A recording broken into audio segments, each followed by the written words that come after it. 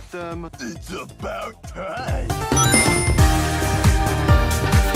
Spider-Man! Yeah, I know why most of you are here. Oh wow, Andrew Garfield from Spider-Man No Way Home! Well, if you were a true fan like me, you probably remember the year 2014 where The Amazing Spider-Man 2 was released. You probably also remember they went hard for this movie. We had Happy Meal toys, post office commercials, the baby Spider-Man.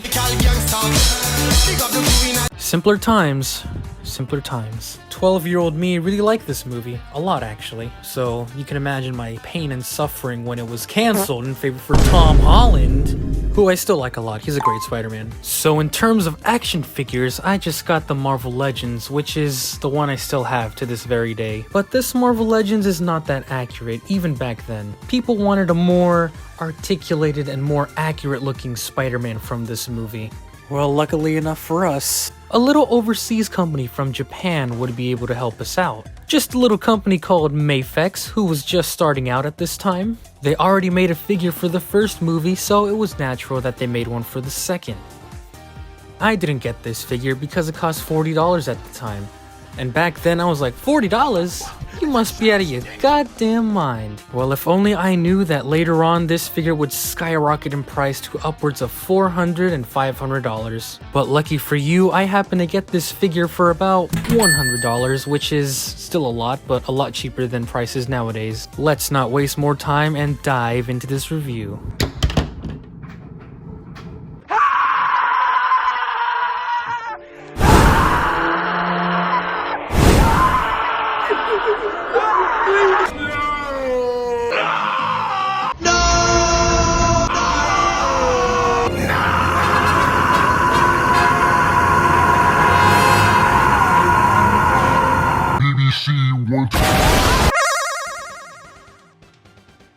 So this figure's box is nothing special. It just has a bunch of product images of it. Mafex's boxes are so uninteresting and cheaply made, so I'm not even bummed out that I don't have it. Especially when you look at the deluxe version. Look at all that empty space. Do you even care about the box? Do you go to any action figure review and expect someone to talk about the box for 30 minutes? Fuck you think I am, a min box collector? Yeah, let me spend hundreds of dollars on a figure that I'm just gonna keep in the box. Or better yet, let me raffle this off on Instagram. That's how you play the game. Hey, wasn't this supposed to be a review?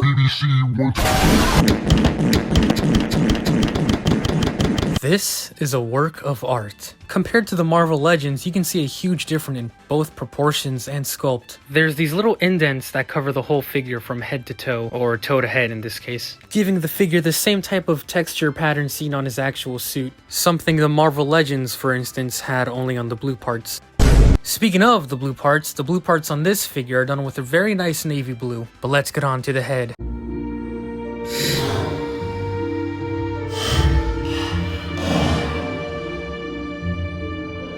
I like the head. I think it looks accurate enough. It really captures Andrew Garfield's uniquely shaped head. However, as many of my followers have pointed out, this guy has no chin, verging on levels of Spooderman, if you know what I'm saying. It also looks a bit too thin. Should have been a bit rounder. Looking at the eyes, you can see Mafex decided to put the white detail of his eyes inside the head and then cover that with a piece of clear plastic. I guess this was made to make him look more like glass. It's up to you whether you like it or not. As you can see, mine has some scratches, probably due to the age, but that's something to keep in mind. Me personally, I don't have a problem with it. All of the webbing on this figure is a nice gunmetal type silver. The spider logo is also painted this dark silver color. But let's talk about the red. For the red parts on this guy, Mafex decided to use a metallic type of red. You can see it here on the arm and the head, and slightly on the torso. But as you can see, the red on the lower torso and the hands look slightly off.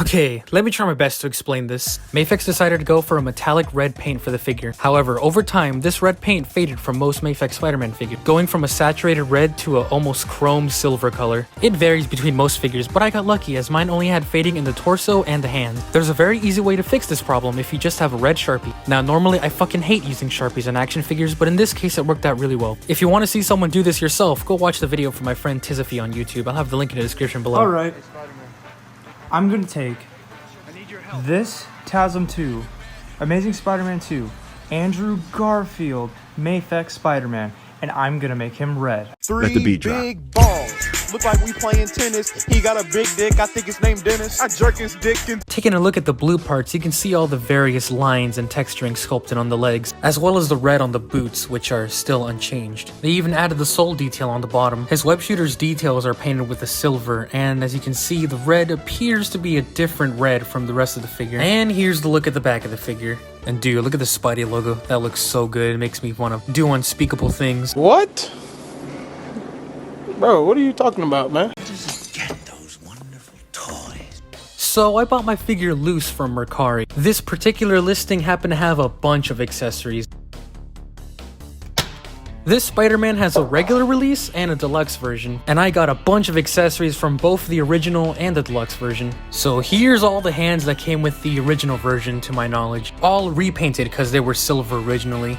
He's got these relaxed hands, which are good for just walking or just calm poses, you know, picks that make him go hard. Fists, so we can square up, so we can beat the shit out of Dane DeHaan and fail to catch Gwen Stacy again.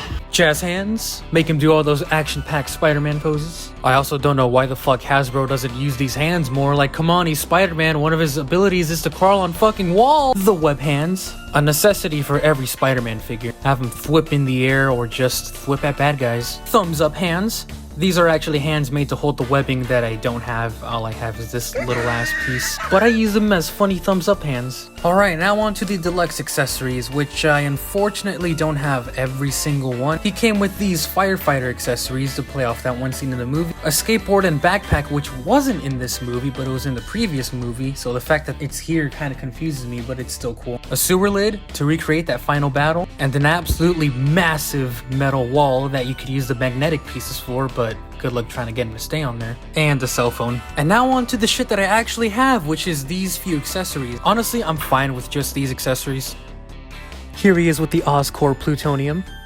Here it is outside his hand. As you can see, it's detailed very nicely, but it is small, so be careful with it. Very cool. I wish more companies would give us scene-specific accessories, you know? He comes with a mask accessory, so you can do unmasked poses. And he comes with this hand to hold it. But here's where the bullfuckery starts. Here are the interchangeable magnetic hands and feet. The connection on them is not secure, so as you can see, there's some magnets missing on the foot and on the hand. These are just the saddest excuse for magnets. To demonstrate what I'm talking about, I have my dog's food can. And yeah, as you can see, they all go on there. But even the slightest resistance and they just come off. If these were connected to the figure, they were guaranteed to fall off, especially compared to the Chad magnetic Spider-Man from Spider-Man 2, who can actually lift this can if it was empty, and the magnets are strong enough to support his whole body. And as I was doing that little bit, you can see that the magnet came out of the foot, so yeah. These are not worth putting on the figure, man. I never use them, so I didn't repaint these. As you can see, this is how pink the hand was at first. But he comes with an Andrew Garfield head, and knowing how sexy Andrew Garfield is, this head must be baller. Look, I get it. You want another Spider-Man video. You've been waiting for another Spider-Man video and messaging me about where the video is. Make a new Spider-Man video. When's the next Spider-Man video? We don't care about your anime ching-chong cartoons. Get some pictures, bitch. Bro, this is not Andrew Garfield. This is just Garfield. What the fuck were they thinking with this head, man? When's the next Spider-Man video? Spider-Criminal? Hey, where can I get Spider-Man figures? don't care Must about know your some anime story. fucking cares about your anime stuff, dog-ass criminal. BBC wants.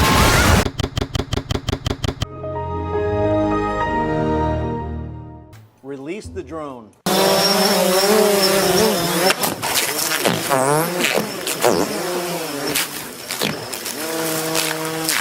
Dang it!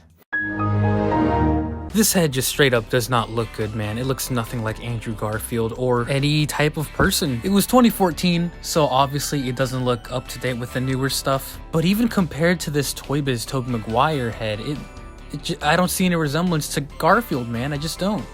Buy a third-party head. Don't use this piece of shit.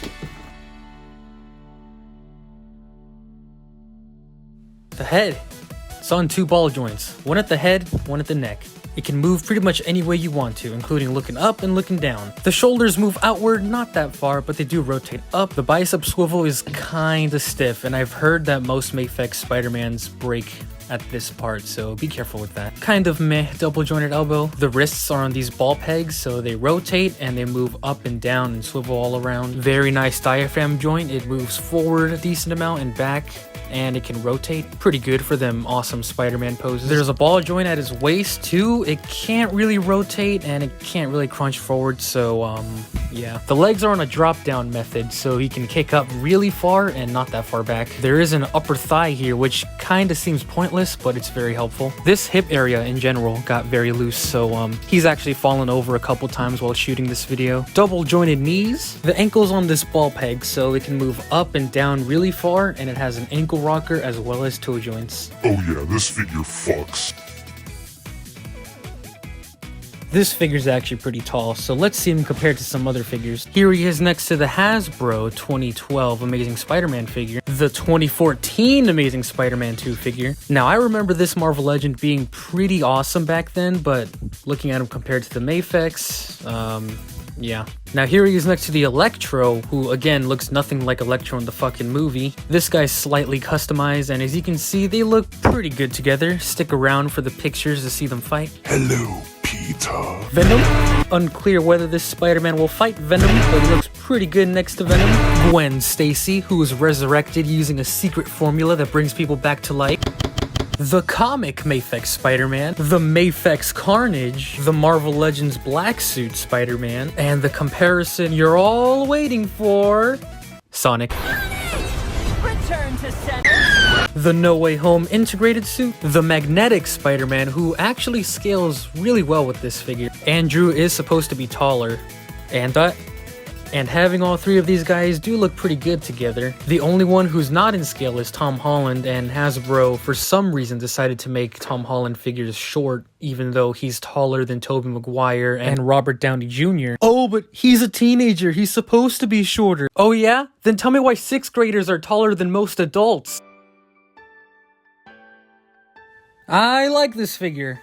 At first I thought I got ripped off paying almost $100 for it, but I remember being pretty shocked when I first got him. Like, wow, this is actually high quality. Now I know most of you want this figure, but you can't. Not unless you're willing to pay upwards of $500. Yeah, no. I myself am not, and neither should you. That's a lot of fucking money. The question I get all the time is, do you think we'll get new Andrew Garfield and Tobey Maguire Spider-Man figures?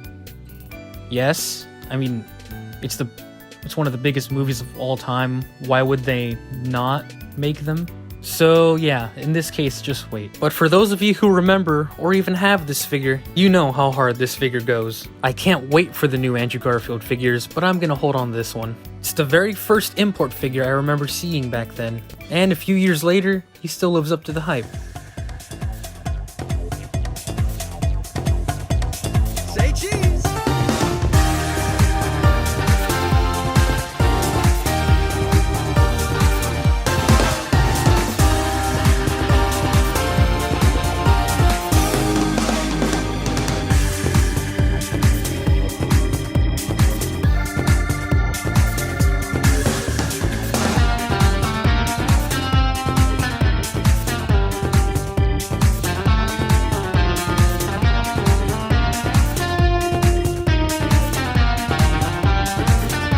Hey guys, so sorry this video took so long to get out. I had to deal with some personal stuff. I hope you all understand. I don't have a schedule yet for YouTube because I'm still not going to take it seriously. Not until I have enough free time on my hands to pump these out weekly or something. With that being said, I have recorded 2 others which I plan to feature, and these will drop by next week and the week after. For real this time, I promise. But anyway, I do have some questions here that you guys have asked me. Hey, I appreciate the Dragon Ball love, Fluffy. I get asked this quite a lot, and I will plan on making a collection video once my room is all sorted out. I did move in like 2 years ago, so I just gotta get some shelves and stuff ready before I'm ready to do that. Johnny Storm, I wanna fuck around the whole city with him. Pause. Well, I'm glad you asked. It's located in Bitchville. Yeah, Bitchville.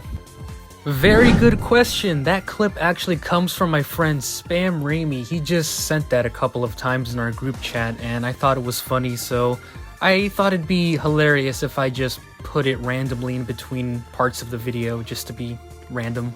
I added the explosion effect.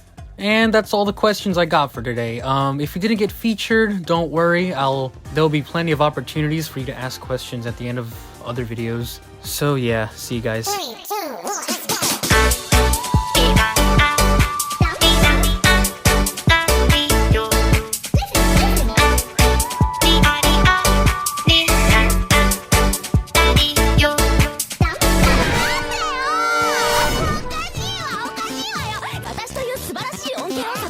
1, let's go.